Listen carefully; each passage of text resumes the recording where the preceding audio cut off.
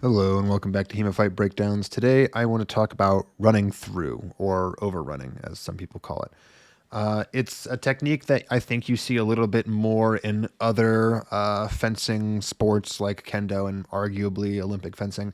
But it's something that happens in HEMA a lot as well. It's something that I believe is in the sources, and it's something that I think people sometimes do by accident and don't necessarily recognize why or how you should be doing it. So I wanted to kind of break it down. So if you watch in this exchange,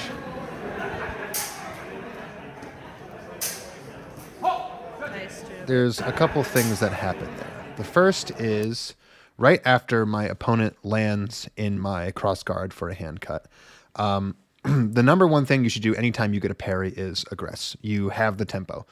And the reason that it's a good idea, even if you're not necessarily in a good position, is because human beings will naturally, especially people who fence a lot, will naturally know that the second they have missed something, whether it be a cut that was parried or a cut that just missed, they know that something is probably coming. And if you don't give them something to be worried about, they won't have anything to be worried about, and you're more likely to be hit. If someone is worried about getting hit because they know they've just put themselves in a maybe not necessarily great position, then if you sit there, you're going to probably get sniped somewhere. And more importantly, if you hesitate, there's a high likelihood that they are just going to throw something at the exact same time as you do, and you're going to double.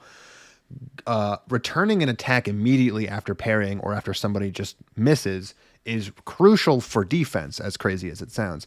And an element of this is what I'm going to call overrunning. So what I do is I throw a feint up high, I get my opponent to overcommit to a parry, I throw a Sverk down low, and I land that. Great.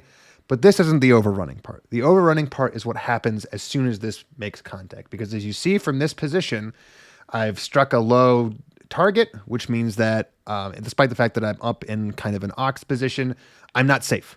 My opponent has their hands on the left side of their body, on the right side of mine, and that side is completely open. So I do something that a lot of people do to keep myself safe, which is to continue my motion forward. Now, as you see here, right upon when I make my cut and I land my attack, my opponent is still, at least in this particular instance, still trying to block. But right about here is when they realize what's happened and they have the opportunity to try to hit me back. But while this is happening, instead of just stopping right here and standing here and posing as some people do, and stepping on his foot apparently, you have to continue your motion in the direction that you feel you are safest. From this position, my sword is effectively taken out of the situation because of where I've landed. If I pull it out, I'm probably ruining theoretically my own cut.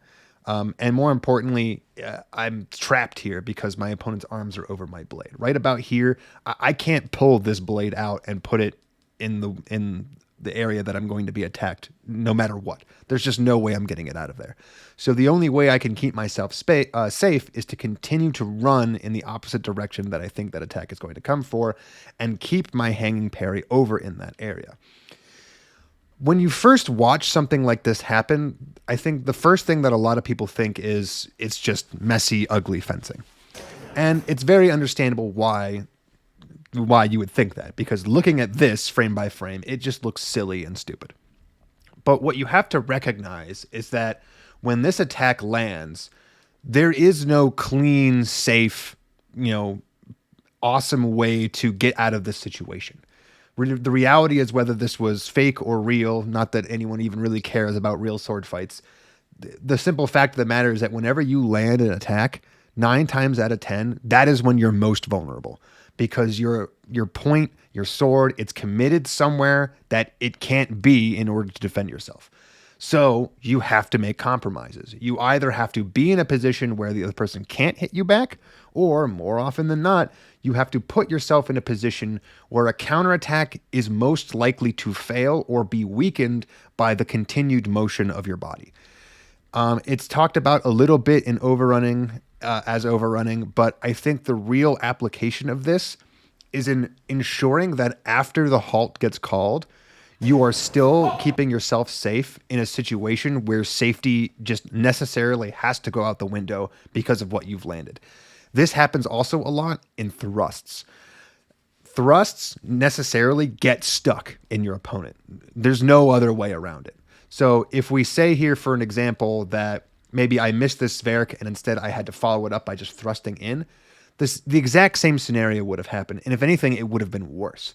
When your tip is stuck in someone else's chest or anywhere, you cannot use your sword to defend yourself. And the only defense you can have is winding your sword in some kind of direction to try to defend yourself, or just moving out of the way of where you think that repost is going to come from. And in an ideal situation, you'll be able to do both. But in most situations, I think this is just something that people need to do a little bit more, despite the fact that, it looks like I turn the back of my head, I give him my back, I give him all kinds of targets. What you can't necessarily understand is that from here, there's not a lot my opponent can do besides baseball bat swing, 180 degrees around themselves. And in that case, yeah, maybe I should have been facing my opponent here. But right about here, this is where the overrun is really taking place. And this is where the defense actually happens.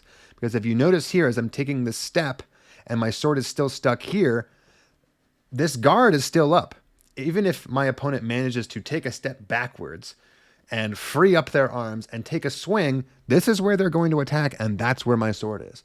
This sword is still defending me. And more importantly, the more distance I create by going this way, the more dramatically the opponent is going to have to pivot and compass step out of this situation, taking valuable time out. There is no feasible way to return a meaningful cut here.